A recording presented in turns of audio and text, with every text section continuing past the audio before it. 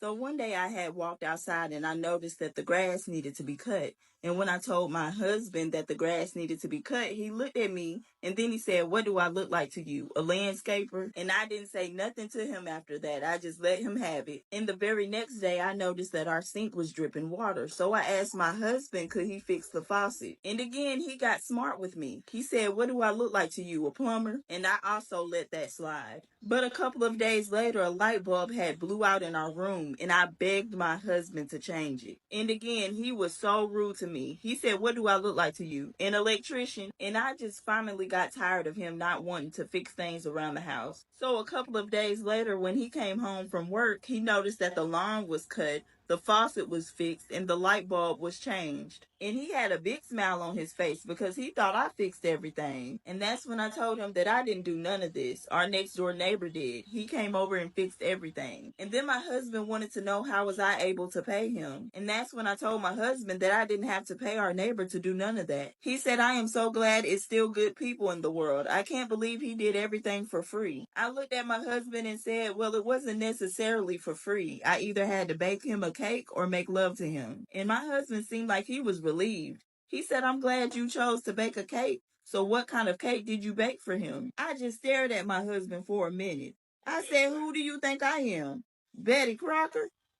So I was at my coworker's house chilling yesterday and he had pulled out a bottle of beer from his refrigerator. And I was like, "I didn't know you drunk beer." And that's when he told me that he's been drinking beer. So then I asked him how many beers do he drink a day? And he told me that he drinks at least 4 beers a day. So then I asked him how much do he pay for beer? And that's when he told me that he pays about $6 per beer. Now I know that I got a little bit nosy, but then I asked him how long he's been drinking. And he told me that he's been drinking for about 20 years. And that's when I start doing math in my head. I said, so a beer costs $6 and you drink 4 beers a day, which puts your spending at $720 each month. And in 1 year, that will be $8,640. Am I correct? Now he looked at me like he was getting very upset, but he still told me that I was correct. But anyways, I continued and I said, if in 1 year you spend $8,640, not accounting for inflation, but the past 20 years put your spending at $172,800. Am I correct? That time he didn't even answer me, but I still continued. I said, "Did you know if you didn't drink so much beer that money could have been put in a savings account? And after accounting for compound interest in the past 20 years, you could have by now bought an airplane." He looked at me with his beer in his hand and asked me, did I drink beer? I said, "No, I don't." He stared at me for a minute and then he said, "Well, where's your airplane?"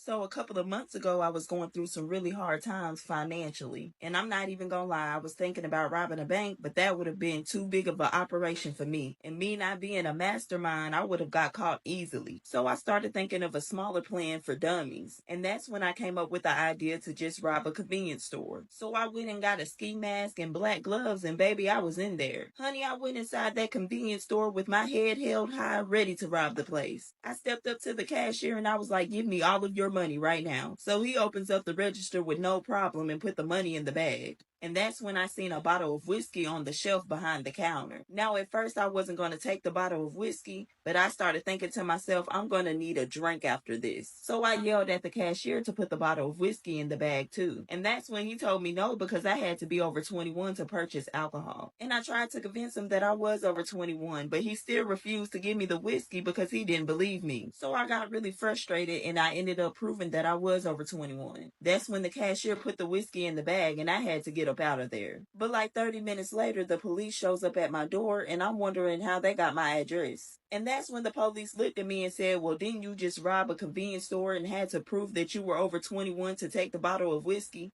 Baby, I hesitated for a minute and then I was thinking they're already here, so I just told him yeah. He looked at me and said, "Well, we got your address from your ID."